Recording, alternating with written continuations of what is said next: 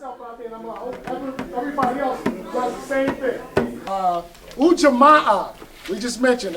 Some people came a little later because they had work and whatnot. Want to make sure you guys come to that. We talked about it a little bit.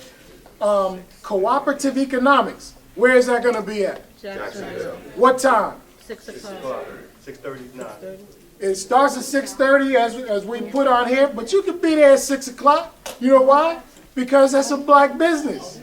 Go there and buy some chicken or whatever you want to buy. Hang out. Get to meet the young man. He's a cool young man. Right? Right? Look at it. Look at where we got to purchase our culture from. Our culture. And all the young folk expect you to get it from an antique shop, our ancestors, off the internet, and things like that. Well, I got it from an Arabic furniture store. Furniture store. An Arabic furniture store is where we get this from. Is where I got this from. Right? We are in serious trouble. And I'm not taking away from the values and principles and the beauty of Kwanzaa. We're speaking real right now. Real talk, real discussion. Right? That our young folk, we need to invest more education, more culture, more, influence them more to become owners, producers, manufacturers, designers, engineers. We need more of that. You know why? Because our culture is being sold to us right in front of us. Our connection, our identity it's been taken away from us, but now it's being kept away from us. And we're not encouraging our young folk to get involved, to invest in it. That's very, very important when we talk about collective work and responsibility. Whose responsibility is it for them to pick up the culture and move it forward? It's ours, right? To be economically stable and sufficient.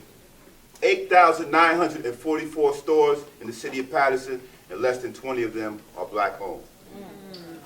We need to invest in our people, in our young ones. As Mr. Moody and Mrs. Moody talked about the values in the home structure, we need to get more into that. We need to get more heavily into that because it's sad, right? It's sad that if I wanted to buy a dashiki that KK has on, KK, where did you get that from? African store. An African store? Teaneck. In Teaneck, okay. African owned? Yes. Good. We need that in Patterson, right here where we live. There's no reason why we leave from this place and then go somewhere else to purchase our culture. It's sad. So we got to work on that, and it starts from here forward because as Brother Smallwood said, every day is Kwanzaa. Every day we have to exercise those principles. Collective work and responsibility. It's a shame. When I picked this up today, that I had the money never even went into our communities. Right. It went straight out.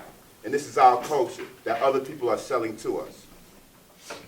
It's sad. We need to be mindful of that. We need to change that. If you haven't been working on it already, we need to work on it right now moving forward. And that's all I want to say. We need to be mindful that we had these shops here. Yeah. The more educated we become around our culture and our history, the more we understand the importance of supporting our businesses, especially businesses like you said, that sell books and artifacts and information about our culture and our history. If we don't know who we are, then what reason will we have for supporting them? We also need to understand that in 2002, the Amistad Act came out in New Jersey as a law that every school in New Jersey had to do what? Teach African American history and culture.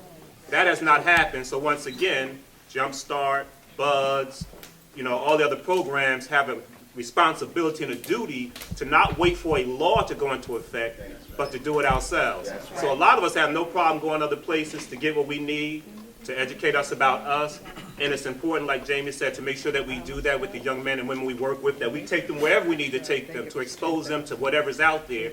But I agree with everybody in this room that we have a collective responsibility to bring back stores and businesses that look like us, because remember, for all the businesses that are here that don't, that's when our tax dollars leave.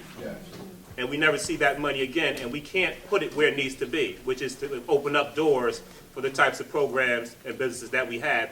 Then we don't have to worry about why we have maybe 6 or 12 evening center sites that have to close 4 days a week, when we used to have, what, Mr. Moody, 22? Nancy Grid, 22? And then we're down to 6, and we got to hope the state gives us money to open these doors back up. Suppose we did have our own stores and businesses, where we could leave it to our young people and let them continuously run it and put our culture in there and put our culture back into our community. That's on us. We have trillions of dollars of spending money for black folk that we don't talk about. Trillions, more than some countries. So we got to be extremely careful about where we spend our dollars and where we're not, and what we're putting in our community and what's not there. That's our job to put those things there. That's true. KC, if I just may mention this here, one of the brothers actually put it together, we're going to take it. And Paper Towels, it's a black-owned company, and they have investment in manufacturing. Good evening, everybody. Good evening. First, I would just like to commend the committee on an outstanding program. I was very inspired. It was a spirit-filled program. This is the culture of consistency that we actually need within our respective communities. When we talk about collective work and responsibility, there's just 2 components that I want to mention, and I'm going to take my seat. The number one thing is communication. We have to learn how to communicate with each other, even starting within our households. I know we've talked about discipline a little bit.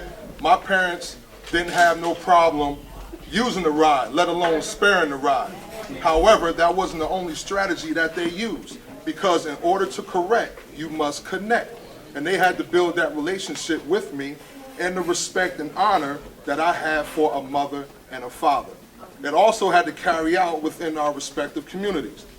The last thing I want to talk about is education. A lot of times we lose sight of teachable moments. I have been in the field of education at John F. Kennedy High School for 18 years.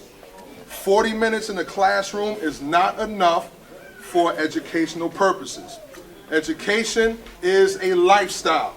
It is a way of life. We have to educate our people and cash in on the teachable moments that we have with our young people, because we know education is power. That is true power. Dr. John Henry Clark so eloquently said, and I heard him say this on Like It Is, because as growing up as a kid, my father used to make us watch Like It Is after we came home from church. Dr. John Henry Clark said, powerful people cannot afford to educate the people that they oppress, because once you are truly educated, you will not ask for power, you will take it. Thank you. My name is Amy Allen, and I'm here tonight with my family, but I feel like I have a new family now, and I appreciate it, and I thank you.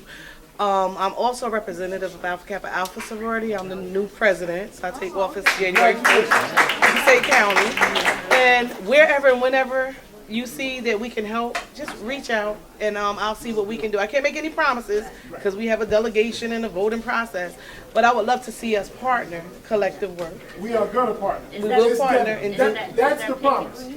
That's the promise. Because even if you're not with the, if they didn't vote on it, you and I'm I, here because brothers this and is my sisters, community. we're gonna do it. I'm here and All I'm right. hands-on, and All right. this is my community. This is my home. A lot of my members are not from Patterson, unfortunately, but this is my home, and I'm gonna do what I need to do in my Now house. I see that one of our responsibilities now is that we have to learn our laws, because a lot of black men and black women don't know our laws, and especially being at it seems like a predominantly white school. The black community is really small.